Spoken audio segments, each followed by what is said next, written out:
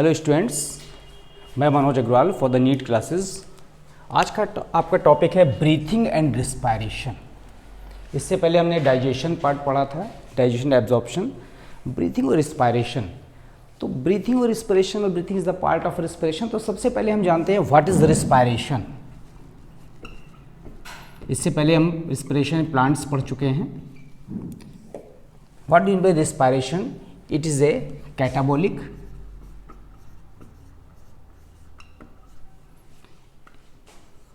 Exothermic, catabolic भी है, exothermic भी है, as well as oxidative process. Catabolic means the conversion of the complex molecules into the simpler molecules by which the energy is produced.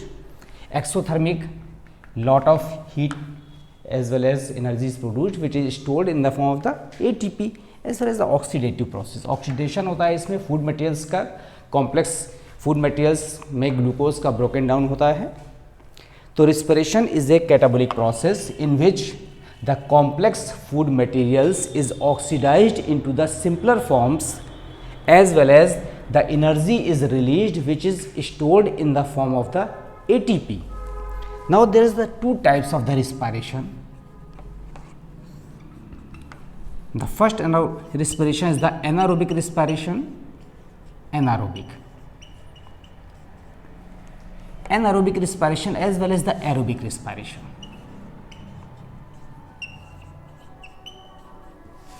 Anaerobic means in the absence of air, O2 is absent. In the absence of oxygen, when the glucose is broken down into the simple substances in which the less energy is produced as well as it is found into the parasites as well as in the lower organisms. This type of respiration is called the anaerobic. This is the glucose, complex food material. It is broken down into the ethanol as well as CO2. And less energy, approximately 2 ATP is produced. This is the anaerobic respiration found the parasites as well as the lower organisms. Now, in the anaerobic respiration, the glucose is incompletely broken down into the simpler substances. यहाँ पर complete breakdown food material का नहीं हो रहा है, इसीलिए very less energy is released out which is stored in the form of the ATP. Normally glucose के एक मॉलिक्यूल से 38 एटीपी रिलीज होते हैं, यहाँ पर केवल 2 एटीपी रिलीज हो रहा है। And the lot of energy is stored in the ethanol, alcohol, जिसको सामान्य भाषा में आप शराब कहते हैं। Now in the aerobic respiration the breakdown of the food materials such as the glucose in the presence of oxygen takes place and the complete breakdown of the glucose into the 6CO2 plus 6H2O as well as lot of energy released, 38 ATP is released. This is called the aerobic respiration. The aerobic respiration found into the higher organisms and the anaerobic respiration is found in the parasites, lower organisms, as well as anaerobic respiration is found in the human beings. जो human beings में हमारी muscles होती हैं, उसमें muscles में anaerobic respiration होता है। Continue जो हम जॉगिंग करते हैं, कंटिन्यू एक्सरसाइज करते हैं, then the anaerobic respiration released out and in the lactic acids form the muscles. Now हम एरोबिक रेस्पिरेशन को डिटेल में पढ़ते हैं। In the human beings mainly the aerobic respiration takes place.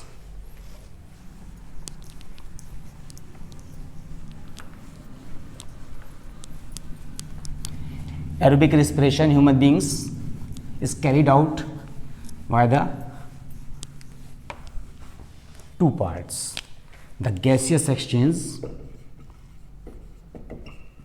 हम जो एरोबिक रेस्पिरेशन की स्टडी कर सकते हैं गैसियस एक्सचेंज में, this the gaseous exchange. It means the process in which the exchange of gases takes place via the lungs as well as the environment, and the O2 is carried out via the respiratory organs up to the blood and up to the cells. Now the second part is the cellular respiration. When O2 enters into the cell, The breakdown of the glucose takes place into the 6CO2 and 6H2 in the presence of oxygen. अभी जो हमने reaction लिखा था वो cellular respiration था. तो फिर gases exchange क्या है? इन्वायरमेंट से जो ऑक्सीजन को कहाँ तक पहुँचाना? सेल तक पहुँचाना, कोशिका तक, और सेल से CO2 को जो मेटाबॉलिक एक्टिविटी में बन रहा है उसको कहाँ तक ले जाना? इन्वायरमेंट तक ले जाना. That is the gaseous exchange. तो दो पार्ट में स्टडी करते हैं रिस्पायरेशन को, gaseous exchange as well as the cellular respiration. अब हम गैसियस एक्सचेंज में आते हैं. What is gaseous exchange? It comprises the 3 process. इसमें 3 प्रोसेस हैं.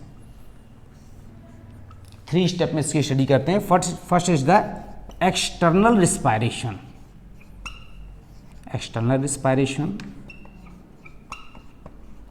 The second gaseous transport.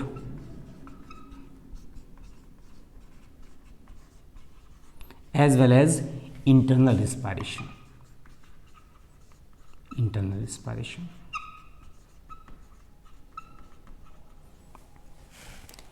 Now what is gaseous? External respiration. In the external respiration, the O2 from the environment is carried out to the lungs. Lungs तक हमारे oxygen जा रही है, as well as CO2 is released out into the atmosphere. This is the external respiration with the help of the respiratory organs. The respiratory organs की presence में हो रहा है. Normally called the breathing. तो breathing क्या है? breathing और respiration में थोड़ा सा डिफरेंस है. Breathing is the physical process in which only the gaseous exchange takes place between the lungs and the environment. Now the respiration, in the respiration this is the vital activity.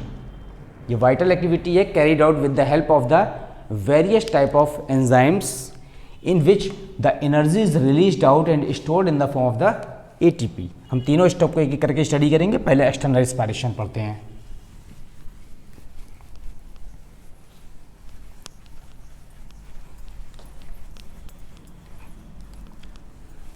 Now the external respiration.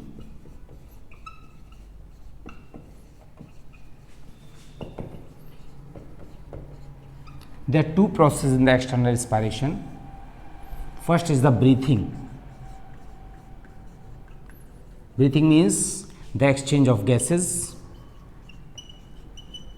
Exchange of gases from lungs to environment. या air भी लिख सकते हैं. और जो second step है इसमें, the gaseous exchange between the blood capillary of the lungs as well as the environment. Gaseous exchange. तो first exchange of gases lungs और इन्वायरमेंट के बीच में एक्सचेंज हुआ, और नेक्स्ट क्या हो रहा है यहां पर? Gaseous exchange in lungs via किससे हो रहा है? ब्लड कैपिलरीज से. और ब्लड कैपिलरी के through blood capillary of alveoli. And जो एल्वियोलाई की ब्लड कैपिलरी उसमें कैसे एक्सचेंज हो रहा है, और as well as to the membrane, जो बाहर की मेम्ब्रेन है उसमें. अब हम क्या पढ़ रहे हैं? ब्रीथिंग और गैसेस एक्सचेंज पढ़ने से पहले हम आते हैं various respiratory organs. Human beings में जो रिस्पायरेटरी ऑर्गन्स से पहले हम उनकी स्टडी करते हैं. Now the respiratory organs in human beings.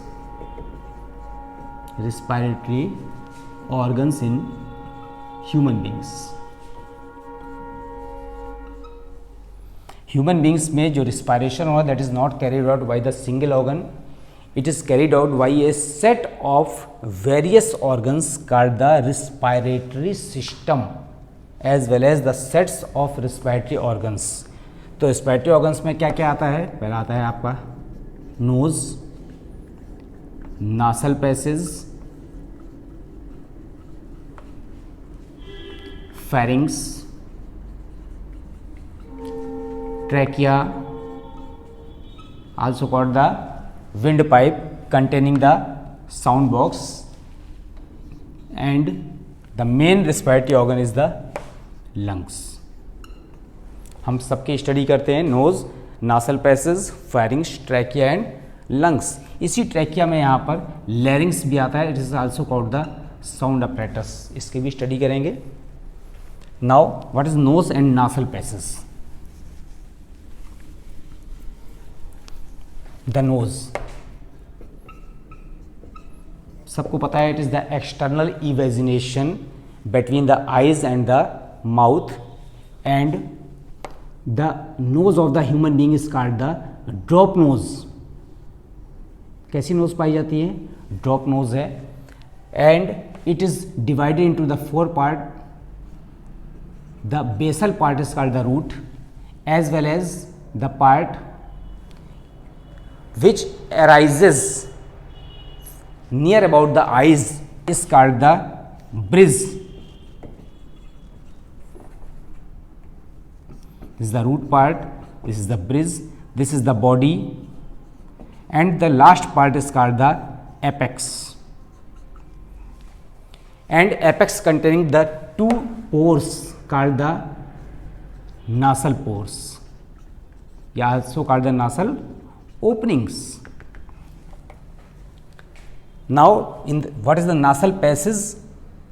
From the nasal pores up to the root part, up to the pharynx part, this is called the nasal passage. nasal passage, nose के अंदर का पूरा passage जिससे होकर के air अंदर जा रही है, that is called the nasal passage. And nasal passage is divided into 2 parts via the nasal septum. This is the nasal septum. It is the partition between the nose which divides the nose into the 2 parts. तो nasal passage को 2 part में divide करने वाला जो membrane है, it's called the nasal septum, whose the top part, whose apical part is cartilaginous. जो इसका आगे का जो पार्ट है वो कार्टिलेजनस है, बट बोनी एट बैकवर्ड. जो इसके पीछे का पूरा पार्ट है वो कैसा है? बोनी पार्ट है. अब जो कार्टिलेजनस आगे का पार्ट है, पीछे का पूरा पार्ट बोनी है. And this bony part contains the various bone called the vomer, palatine, maxilla, upper jaw की बोन है ये, ethmoid,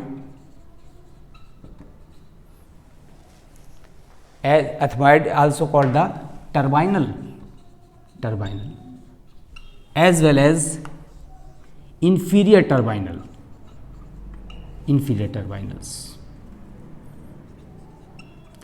These are the bones which are present to the nasal septum. Now the nasal septum is divided into the 3 parts. nasal passage में 3 part होते हैं. is divided into 3 parts. The first part is called the vestibule.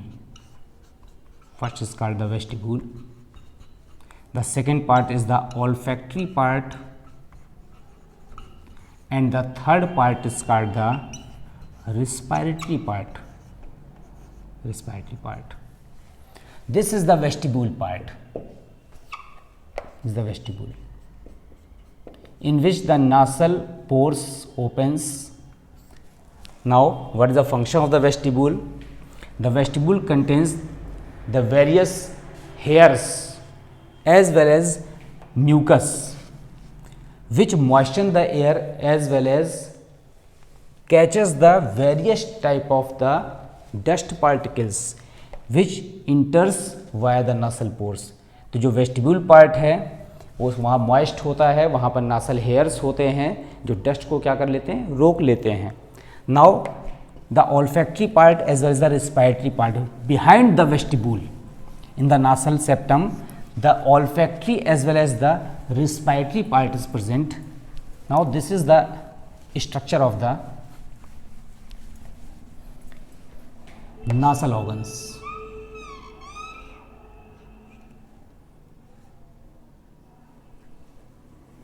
This is the general structure.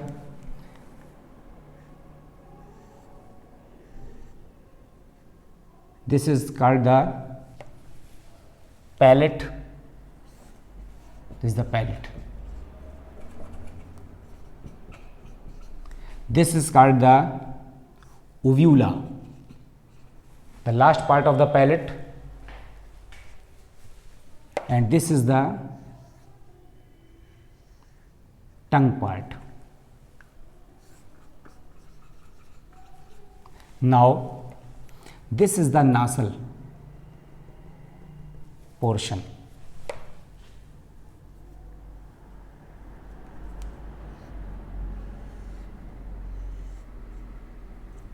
This is the nasal portion and this is the oral part. तो ये nasal part हो गया, nasal passage. This is the oral passage. Oral part आपको पता है जहाँ से हमारा फूड क्या कर रहा है, इंटर कर रहा है. This is the oral passage.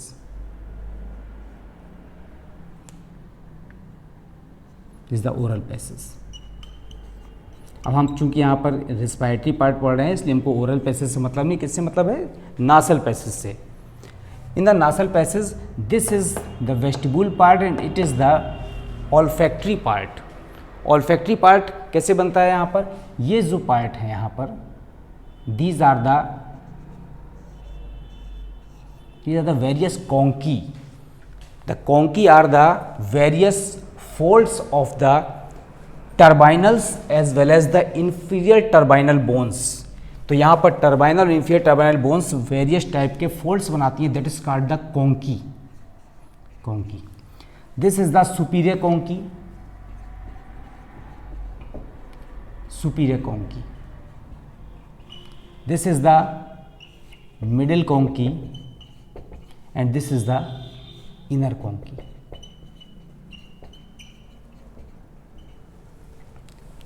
The membrane of the superior conchi is olfactory in nature as well as also called the Cnidarian membrane. This is called a Cnidarian membrane, which is responsible for the smell, sensation of the smell. सूंघने की जो power होती है, Cnidarian membrane which is present into the superior conchi formed by the folding of the inferior turbinals and the terminal bones as well as the middle and inner conchi. These are also the folds of the bones which are responsible for the respiratory passage, respiration. These are responsible for the respiration and the membrane of these folds are the pseudostratified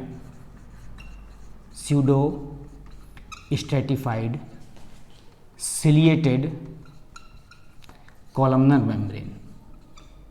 Columnar membrane. इसकी जो membrane होती है वो pseudostratified होती है, ciliated होती है, columnar membrane होती है, based on the basal membrane which is mainly the columnar cells, also contains the various type of serous glands, serous mucus glands. इसमें बहुत ढेर सारे mucus glands होती हैं as well as the blood capillaries etc etc. Now what is the function of the nasal passage? The Cnidarian membrane.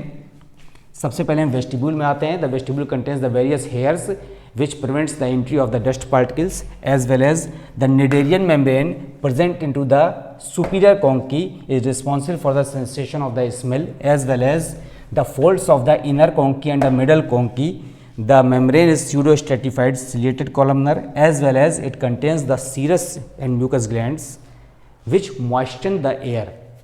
अब इस पूरे nasal passage का फंक्शन क्या है, यहाँ पर वेरियस बोन्स जो हैं खास तौर से इंफीरियर टर्बाइनल्स ये जो फोल्ड बना रही हैं, इस फोल्ड के कारण they make the surface area large. जो सरफेस एरिया है यहाँ पर रेस्पिरेटरी पैसेज का इसको क्या करते हैं, बढ़ा देती हैं. इसका फंक्शन क्या होता है कि it maintains the temperature of the air जो भी एयर बाहर से आ रही है सराउंडिंग से, कूल एयर आ रही है, हॉट एयर आ रही है, उसका टेम्परेचर इन फोल्ड्स के कारण क्या होता है, नॉर्मल हो जाता है according to the body temperature हो जाता है। As well as the mucus contains in this part moisture the air, air को अगर बहुत ज़्यादा ड्राई एयर है तो उसको क्या कर देता है, म्यूकस मॉइस्ट कर देता है। As well as Cnidarian membrane is responsible for the sensation of the smell, smell को पहचान रहे हैं कि ये जो स्मेल आ रही है हमारी बॉडी के अंदर, ये स्मेल फाउल स्मेल है कि गुड स्मेल है कि प्लीजेंट स्मेल है, इसको पहचानने का काम कर रही है। तो बॉडी टेम्परेचर को मेंटेन कर रहे हैं, सरफेस एरिया बढ़ा दे रहे हैं, रिस्पायरेशन के लिए रिस्पॉन्सिबल हैं, इसके अलावा सेंस ऑफ स्मेल की रिस्पॉन्सिबल है, और जो डस्ट पार्टिकल्स हैं वेस्टिब्यूल में वो डस्ट पार्टिकल वहाँ पर रुक जा रहे हैं। इतने सारे फंक्शन नासल पैसेज के हैं। नासल पैसेज के बाद हम आते हैं नेक्स्ट पार्ट में, this is called the pharynx, this is the pharynx. किसमें आ गए हम, फेरिंग्स में। What is pharynx? It is the connecting point of the oral passage as well as the nasal passage. तो ये जहाँ पर नासल पैसेज और ओरल पैसेज मिल जा रहे हैं, तो who differentiate the nasal and oral passage, this is the palate. जो तालू होता है ये नासल और ओरल पैसेज को क्या कर देता है, it is the partition, it makes the partition between the nasal and oral passage. तो फेरिंग्स क्या is the nasal passage as and oral passage connection. आप ये देख रहे हैं, दिस इज द फेरिंग्स। ये हमारी यहाँ पर ओरल पैसेज है, ये यहाँ पर नासल पैसेज, दोनों मिल रहे हैं। नाउ अब आप देखेंगे यहाँ पर after the pharynx A special structure called the trachea. Trachea is also called the wind pipe, श्वास नली कहते हैं सामान्य भाषा में। अब ये ट्रैकिया है क्या? This is the air passage,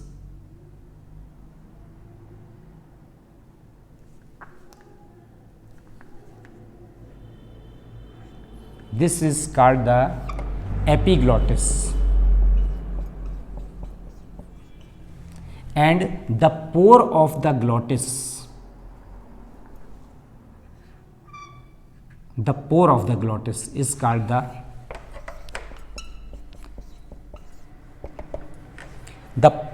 apical part of the trachea is called the glottis, which is protected by a flap like structure, cartilaginous structure called the epiglottis.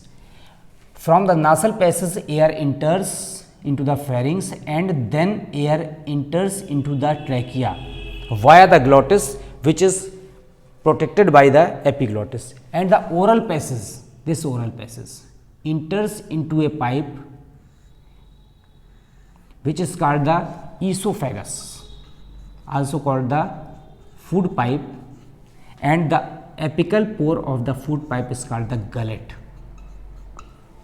अब आप यहाँ पर देख रहे हैं कैसे क्रॉसिंग हो रही है, ये गलेट है हमारा और ये क्या है, ग्लोटिस है। तो इसको हम और ऊपर ले जाते हैं, इस पार्ट को, this is the gullet and this is the oesophagus. अब यहाँ से फूड पाइप आ रहा है, ऐसे एंटर कर रहा है, और मैं दूसरे कलर से बना रहा हूँ। जो हमारा रेस्पिरेटरी पैसेज है उसकी जो एयर आ रही है वो यहाँ से होती हुई ऐसे आ रही है, ये एयर पैसेज है। दोनों पैसेज एक दूसरे को क्रॉस कर रहे हैं। At some times, normally at the time of swallowing, जिस समय फूड को swallow करते हैं, तो ये the epiglottis covers the glottis totally। तो epiglottis क्या करता है, ग्लोटिस को कवर कर लेता है और फूड स्लिप करता हुआ कहाँ चला जाता है, गलेट से होकर के ईसोफेगस में चला जाता है। But sometimes the epiglottis cannot cover the glottis and the food enters into the glottis and reaches up to the lower part of the trachea। Epiglottis गलती से ग्लॉटिस को बंद नहीं कर पाएगा तो उसमें फूड कहाँ जाएगा, ट्रैकिया में जाएगा। ये विंड पाइप है, इसको ट्रैकिया कहते हैं। And the sneezing and coughing, coughing तब तक खांसी आएगी लगातार रिफ्लेक्स एक्शन के द्वारा, तब तक खांसी आएगी जब तक फूड वापस गलट में नहीं चला जाएगा, क्योंकि फूड को कहीं और जाने के लिए कोई भी स्पेस नहीं है। तो हम आते हैं ट्रैकिया में आए। अब इससे पहले कि ट्रैकिया में हम डिटेल डिस्क्रिप्शन ट्रैकिया की स्टडी करें, इससे पहले हम आते हैं यहाँ पर लैरिंग्स में। तो व्हाट इज लैरिंग्स? इसी पार्ट में एक साउंड बॉक्स लगा हुआ है, इसी ट्रैकियल पार्ट में वेंट्रल साइड पर स्ट्रक्चर लगा हुआ, that is called the लैरिंग्स, also called the laryngeal chamber, also called the sound box. Now we study the sound box कि कैसे साउंड क्रिएट होता है ह्यूमन बॉडी में. The larynx part, it is also called the sound apparatus, also sometimes called the sound box.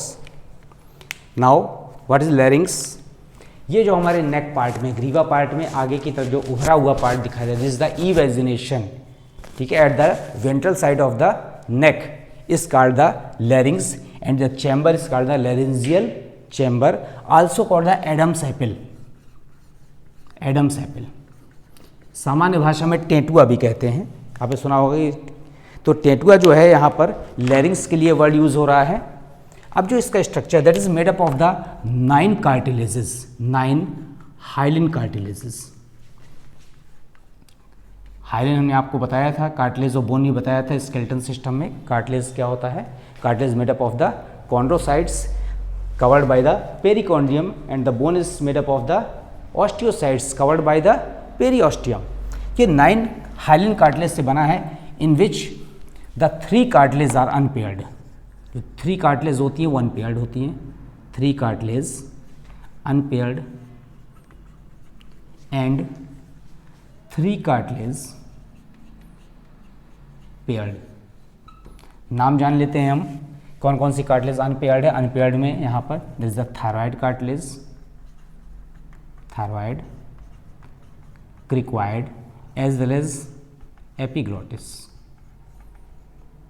These 3 cartilages are unpaired and the 3 cartilages are paired. The paired का structure that is called the arytenoid, corniculate as well as cuneiform. Arytenoid, corniculate and cuneiform. These are all the 9 hyaline cartilages. Very elastic cartilages होती हैं, movable cartilage हैं, mainly responsible sound के function के लिए. अब हम इसका स्ट्रक्चर पढ़ते हैं. नाउ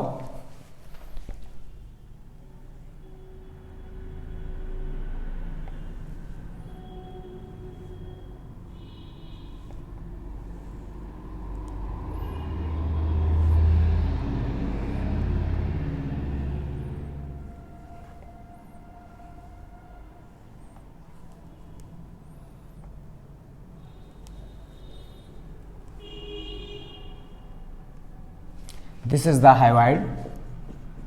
हाइवाइड आपको पता है बोन है जिसके ऊपर हमारी क्या रखी हुई है, टंग रखी हुई है. This is the epiglottis. Now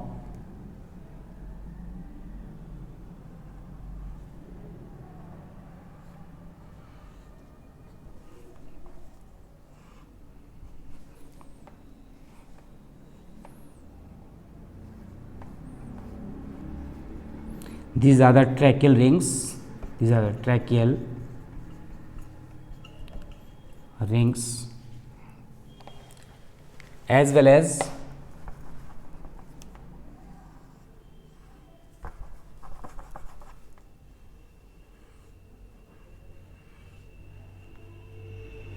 this is the thyroid cartilage.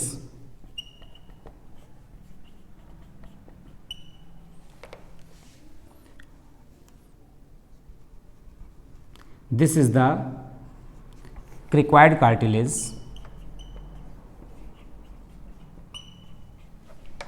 and these are the tracheal rings.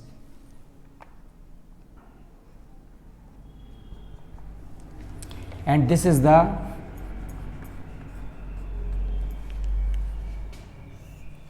ligament which connect the, ये थायराइड है, ये हाइवाइड है, thyrohyoid ligament which connect the hyoid as well as the thyroid, as well as this is also the ligament, it is called the thyrocricoid ligament which connect the thyroid to the cricoid cartilage, and these are the ligaments which are called the cricotracheal ligaments. This is the dorsal structure of the Adam's apple, also called the sound box, also called the larynx. Now the inner side, the internal structure of the thyroid as well as the sound box.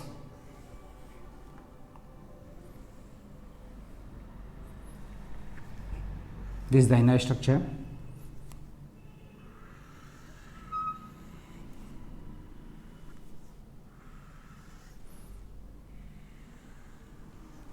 This is the epiglottis. In the inner structure, in the ventral side, we see that the special type of cartilage is called the arytenoid cartilage, which joins the thyroid to the epiglottis.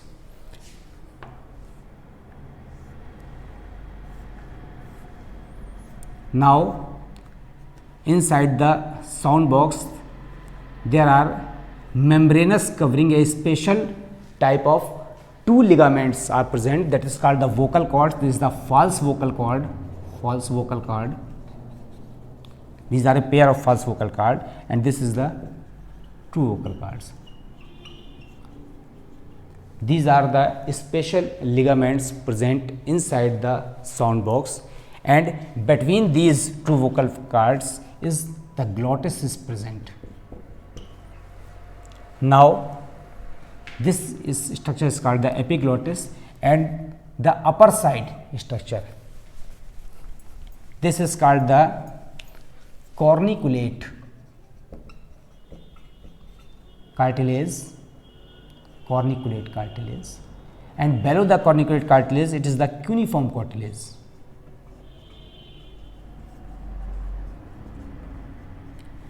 Now the vocal cords are the membranous structures, and due to the fluctuation of the air which oozes out from the lungs up to the true vocal cords, the sound is produced. तो sound is not produced by the false vocal cords. ये जो false vocal chords हैं ये कैसे होते हैं, flat structure होते हैं, ब्रॉड स्ट्रक्चर होते हैं, ये केवल एयर के पैसेज को कंट्रोल करते हैं. But the true vocal cords is the here these are responsible for the sound production due to the lungs. When the lungs oozes out the air released out at the time of the expiration, बाहर जब air निकलती है from the lungs, then it enters via the true vocal cords, and the intensity and the pitch, according to the intensity and the pitch, the sound is thin as well as heavy or as well as loud. जो sound का pitch होता है वो loud हो सकता है, thin हो सकता है, डिपेंड करता है कि किस फ्रीक्वेंसी से एयर एक्सपेल्ड आउट हो रही है, लंग्स से बाहर निकल रही है ट्रू वोकल कॉर्ड्स के जरिए, और इसी वोकल कॉर्ड्स के द्वारा ही जो साउंड प्रोडक्शन होता है that is due to the true vocal cords, not the false vocal cords. इसके बीच का पार्ट ग्लॉटिस होता है, कॉर्निकुलेट कार्टिलेज होता है, क्यूनिफॉर्म कार्टिलेज होता है, नीचे को एपिग्लॉटिस होता है, और ये ज्वाइंट किससे होते हैं, ये आर्टिनॉइड कार्टिलेज से ज्वाइंट होते हैं. और डॉर्सल साइड में कौन सा दिखाई दे रहा है, थायरॉइड दिखाई दे रहा है आपको, क्रिकॉइड दिखाई दे रहा है, और नीचे की तरफ यहाँ पर ये ऊपर की तरफ एपिग्लॉटिस दिखाई दे रहा है, इसके नीचे ट्रैकियल रिंग्स लगे हुए हैं. This is the structure of the sound box. अब साउंड बॉक्स की फ्रिक्वेंसी के बाद हम आते हैं फिर से पार्ट में, किसमें, ट्रैकिया में, कि कैसे एयर इंटर करती है up to the special organ called the lungs. सबसे जो मोस्ट इंपॉर्टेंट ऑर्गन होता है ब्रीथिंग के लिए, रिस्पायरेशन के, दैट इज द लंग्स. तो हम ट्रैकिया में आते हैं. This is the trachea. This is the air, also called the air pipe, also called the wind pipe, also called the trachea, which carry the air up to the lungs, and these are the cartilaginous rings.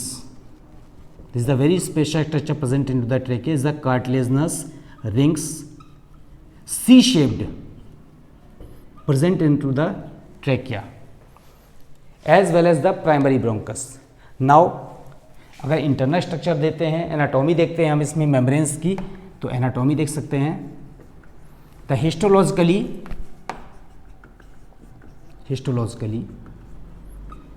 the wall of trachea and primary bronchus is made up of three layers.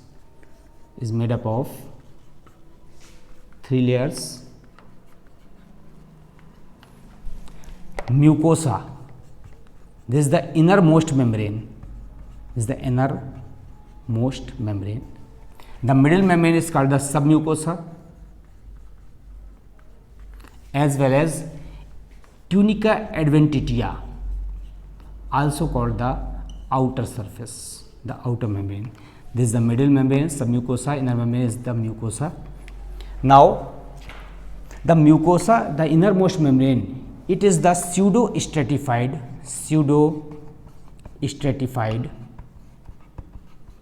ciliated columnar epithelium. किसकी बनी है? pseudo-stratified ciliated columnar epithelium की बनी हुई है. इसमें basal cells होते हैं. बेसल सेल्स के अलावा यहाँ पर म्यूकस सेल्स होते हैं. अगर आप स्ट्रक्चर बनाना चाहें ऐसे तो आप देखें, it is the structure of the mucosa. ये स्ट्रेटिफाइड कॉलमनार एपिथेलियम है. यहाँ पर ये सिलिया लगे हुए हैं. इसी में बेसल सेल्स और गॉबलेट सेल्स लगे हुए हैं. As well as inside the submucosa, this is made up of the connective tissue which contains the various mucus cells which is responsible for secretion of the mucus which moisten the air को क्या करती है? Moist कर देती है, नम कर देती है, जिससे होकर के कोई भी पार्टिकल्स अगर निकलते हैं तो वो क्या हो जाते हैं? यहाँ पर डस्ट से अटैच हो जाते हैं और जो एयर होती है, ड्राई एयर, उसको ह्यूमिडिटी प्रदान करते हैं.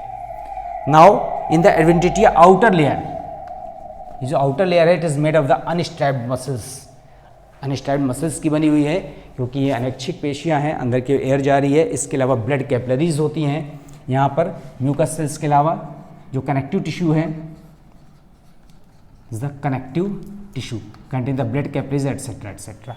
This is the histological wall of the trachea as well as the primary bronchus. Now we come into the lungs. This is the very special respiratory organ as well as the principal respiratory organ in the human beings as well as the other vertebrates, especially terrestrial animals, land vertebrates. Now the lungs, the principal respiratory organ,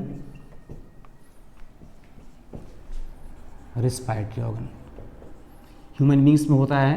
present into the chest, chest में पाया जाता है. thoracic cavity में कह सकते हैं, present in thoracic cavity, present in thoracic cavity. Thorax के नीचे एब्डोमेन पार्ट आता है, ये थोरेसिक कैविटी में प्रेजेंट होता है, चारों तरफ से प्रोटेक्टेड होता है. थोरेसिक केज में प्रोटेक्टेड इन थोरेसिक केज. अगर आप थोरेसिक केज देखें तो थोरेसिक केज क्या है? इसके अंदर प्रोटेक्टेड है. यहाँ पर जो वेंट्रल साइड में क्या होता है? वेंट्रल साइड में हमारे क्या लगे हुए हैं? ये स्टर्नम पार्ट है, ठीक है. डॉर्सल साइड में क्या लगा हुआ है? ये बैकबोन है. ये पेरिफेरल पार्ट में, पेरीफेरी में क्या लगा हुआ है? रिब्स लगे हुए हैं. लोअर पार्ट में क्या लगा हुआ है? डायफ्राम लगा हुआ है. और अपर पार्ट में क्या लगा हुआ है? ट्रैकिया लगा हुआ है. तो आप अगर देखिए यहाँ पर जो डॉर्सल पार्ट होता है इसका, dorsal, ventral, lateral, lower side as well as upper side. तो अपर साइड में क्या है? इसमें ट्रैकिया है. लोअर साइड में क्या है? डायफ्राम है. लेटरल साइड में क्या है? रिब्स हैं. वेंट्रल साइड में क्या है? स्टर्नम है. और डॉर्सल साइड में क्या है? It is the vertebral column. इससे प्रोटेक्टेड रहता है चारों तरफ से, इसलिए इसको क्या कहते हैं? थोरेसिक केज कहते हैं. हम स्ट्रक्चर पढ़ाते हैं लंग्स का. ह्यूमन बींग्स में थोरेसिक कैविटी में a pair of lungs are present, एक जोड़ी लंग्स होते हैं. These are the This is the structure of lungs.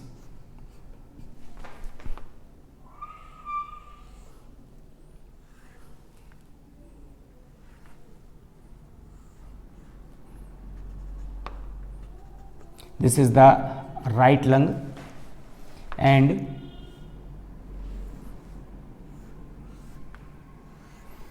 this is the left lung. Right lung is broader in comparison to the left lung, and both lungs are covered by the double layered membrane. This is the double layered membrane.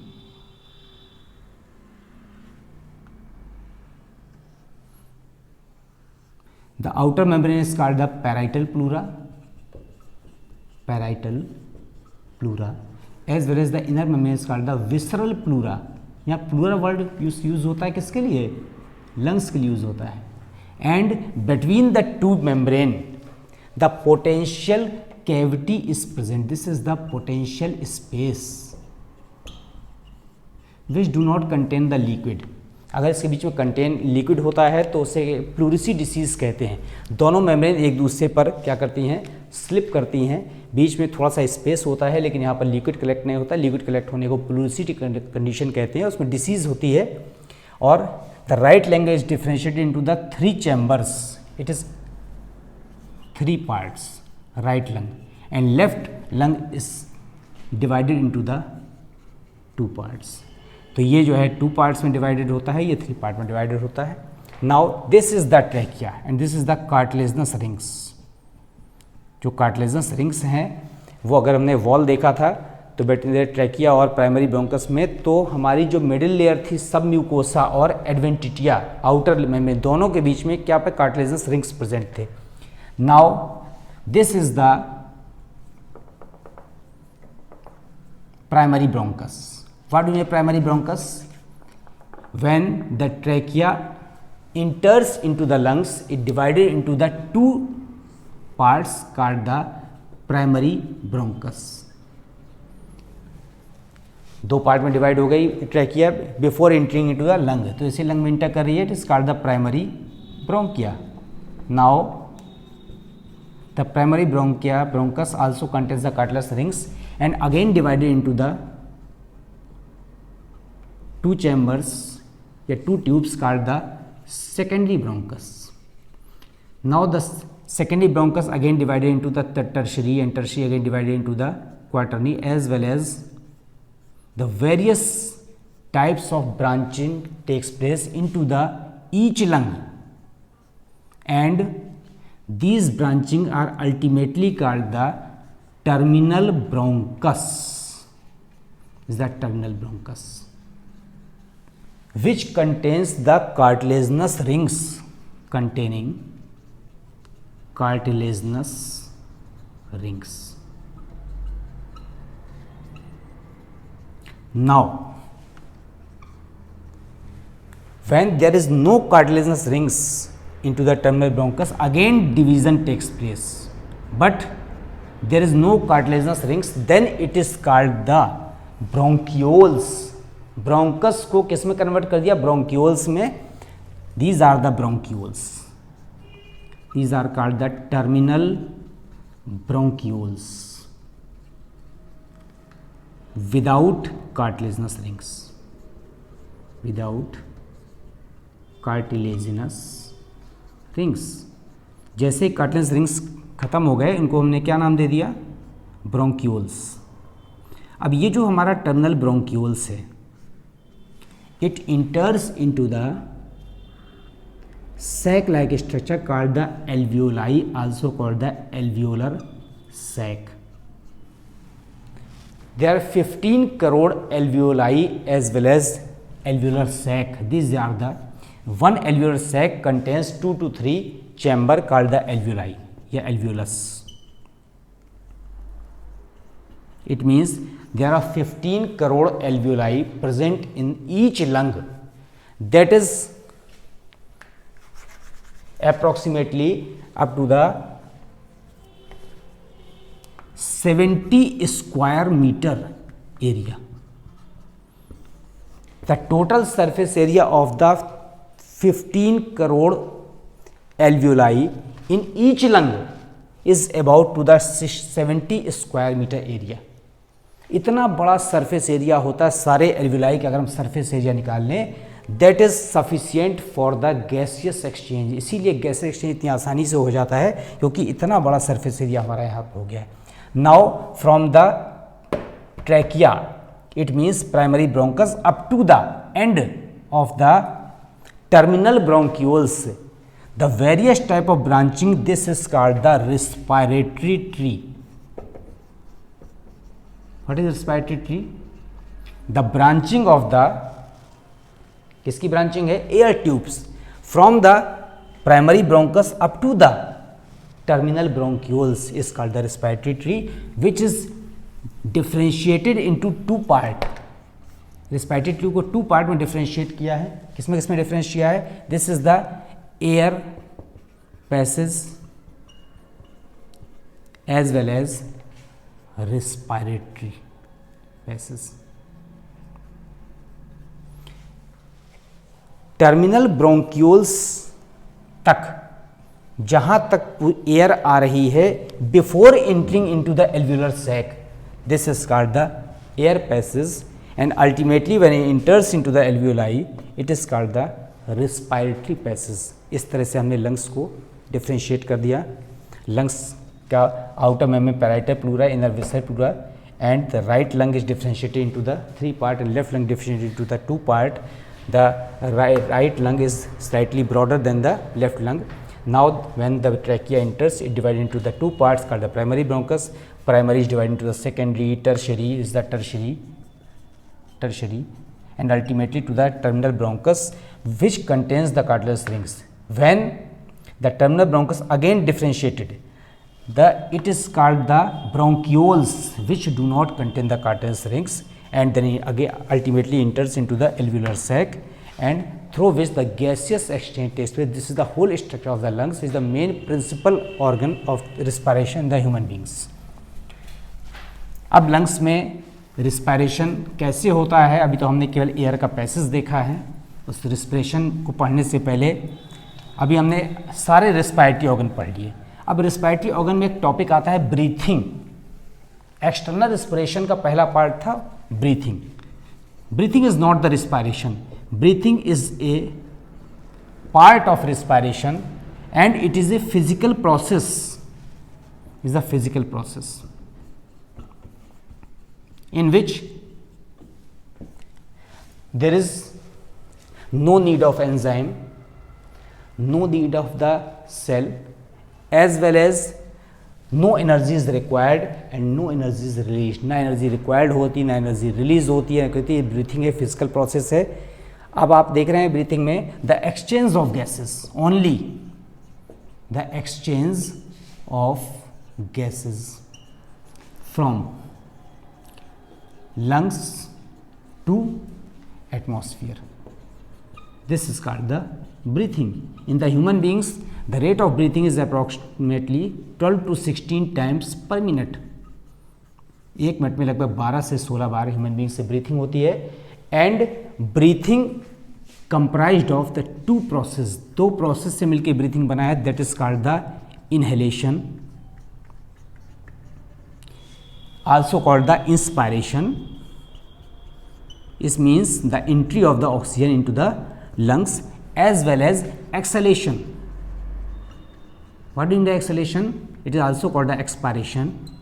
It means the removal of the CO2 from the lungs up to the atmosphere. Now there are two phenomena in the breathing, inhalation and exhalation. Both comprises to make the one breath and approximately 12 to 16 times per minute. हम दोनों को पढ़ते हैं कैसे breathing होती है, inhalation और exhalation. In the breathing there is diaphragm which is a special structure. Diaphragm is made up of the strapped muscles as well as the fibers. ये जो स्ट्रक्चर है it separates the thoracic cavity to abdominal cavity. Thoracic cavity to abdominal cavity. Abdominal cavity. Some central part of the diaphragm is made up of the tendon. Tendon माने क्या होता है? कंडरा. Ligament क्या होता है? स्नायु. तो टेंडन क्या है? Which connect the muscle to muscle.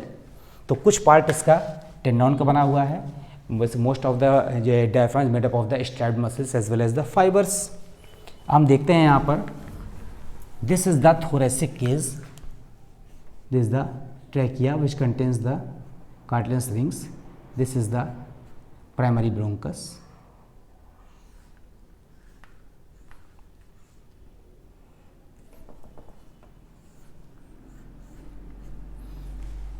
Now in the breathing, the lungs is protected into a thoracic cage from dorsal, from the vertebral column at the ventral side, sternum at the side, the ribs are present at the upper side, the trachea is present, and the lower side the diaphragm is present.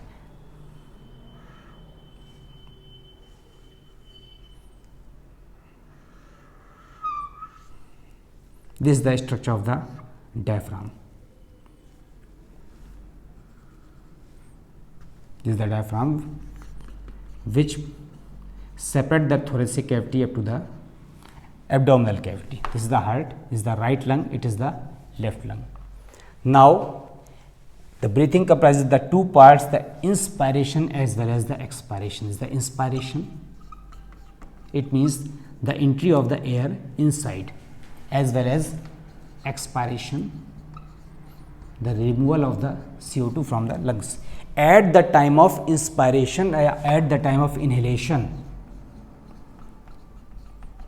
the diaphragm goes downward as well as ribs move forward.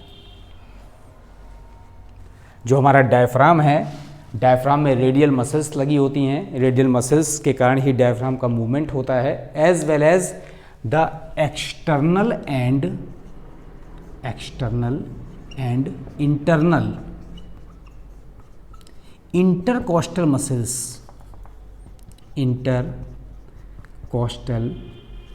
muscles are present in the ribs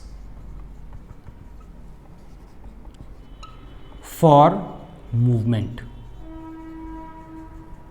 तो जो हमारा diaphragm है वो ribs को, sternum को, as well as other organs को पकड़े रहने के लिए जो मसल्स यूज करता है, that is called the radial muscles, as well as external and internal intercostal muscles are present in the ribs for the movement. Ribs में भी एक्सटर्नल इंटरकॉस्टल मसल्स पाई जाती हैं. At the time of inspiration, when the diaphragm goes downward as well as ribs move forward. ये ribs हैं, ये ribs हैं. तो ribs move forward and diaphragm goes downward. So the volume of the thoracic cavity increases as well as the volume of the lungs increases. तो lungs के अंदर का volume बढ़ जाता है या thoracic cavity का वॉल्यूम बढ़ जाता है, and pressure is inversely proportional to the volume. As the volume increases in the thoracic cavity, the pressure decreases and the air enters from the atmosphere to the lungs. Air में, जो atmosphere में या air में हमारी जो oxygen का pressure है वो ज़्यादा हो जाता है in comparison to the lungs, and air O2 enters. O2 कहाँ जाती है? अंदर आ जाती है. This is also called the active part of the breathing. Now this is carried out by the inspiration external intercostal muscles. External intercostal muscle. आपको ध्यान रखना है कि जिस समय इंस्पायरेशन पार्ट होगा उस समय एक्सटर्नल इंटरकॉस्टल मसल कॉन्ट्रैक्ट करेगी, उसके कारण से ribs move forward and diaphragm goes downward. इसका अगर हम स्ट्रक्चर बनाएं यहाँ पर, तो this is the vertebral column, is the vertebral column, and these are the sternum, is the sternum, and these are the ribs, these are the ribs. Now these are the muscles, these are the external intercostal muscles. Now due to contraction of the external intercostal, this is the contraction. So due to contraction of the external intercostal muscles, this is the external intercostal intercostal muscle. The diaphragm goes downward and ribs move forward. Now the volume increases and the pressure decreases, so the oxygen enters into the lungs. At the time of expiration, this is the passive phenomena, this is the expiration.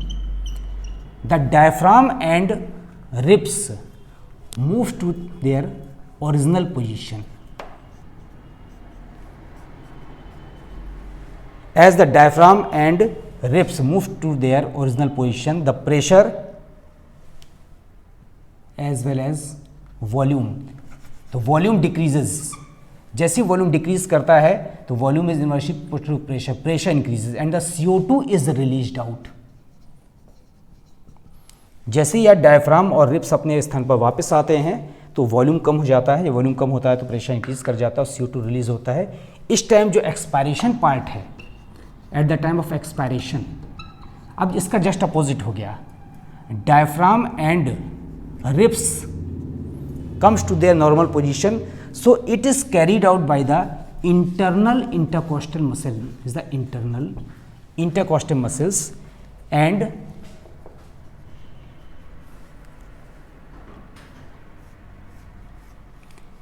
the position of the ribs becomes slightly inverted.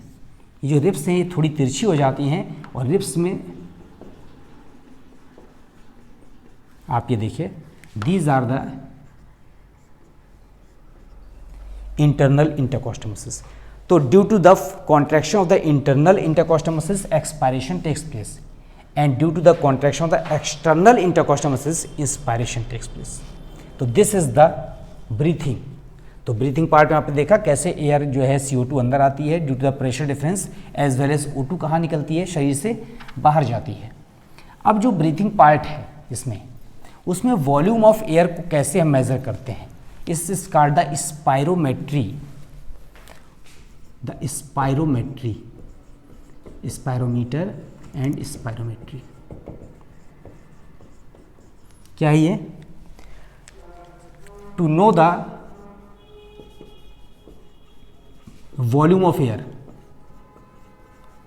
Volume of air in respiratory organs as well as in breathing. This technique is called the process called the spirometry, as well as which is measured by the spirometer. तो measuring instrument कौन से हैं? spirometer है measuring instrument. Measuring instrument is spirometer, and this technique is called the spirometry. Now there are 4 types of the air volume in the lungs.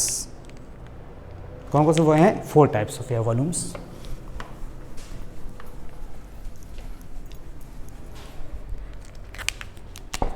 The 4 types of air volumes.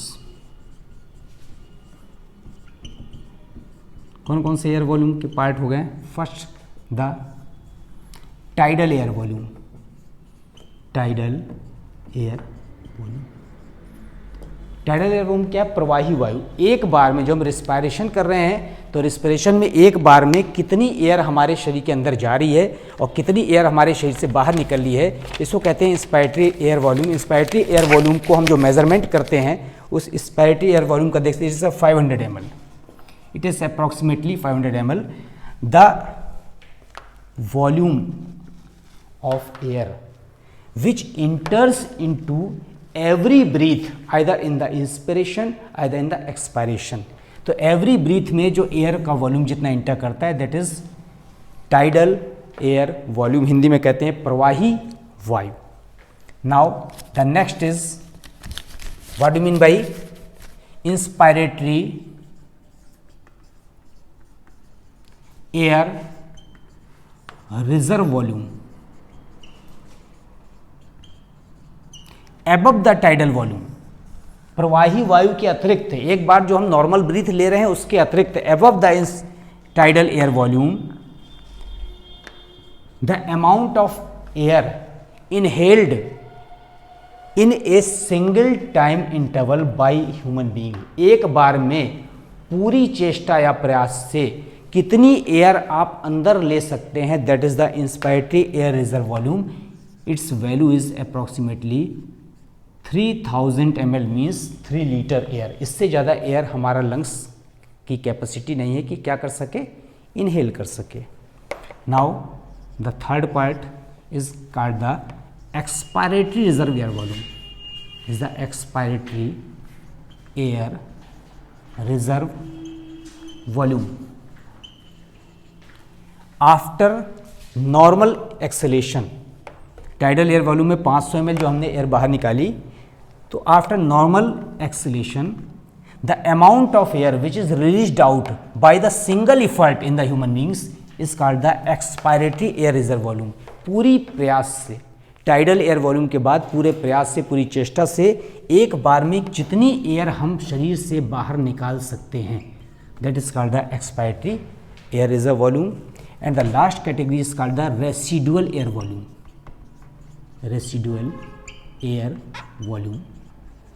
आपने Excel किया तो 500 ml air निकली, उसके बाद और ज़्यादा active प्रयास किया तो 1100 ml निकली।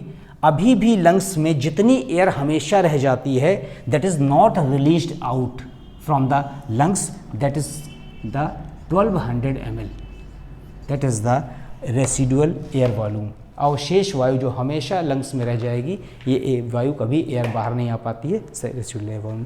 इसके बाद जो इस एयर कैपेसिटी है वो कल पढ़ाएंगे। एयर कैपेसिटी के बाद कैसे जो है ब्लड द्वारा जो है हमारे O2 CO2 का ट्रांसपोर्ट होता है और कैसे सेलुलर ट्रांसपिरेशन होता है, सेलुलर रिस्पायरेशन, सॉरी, ठीक है, ओके।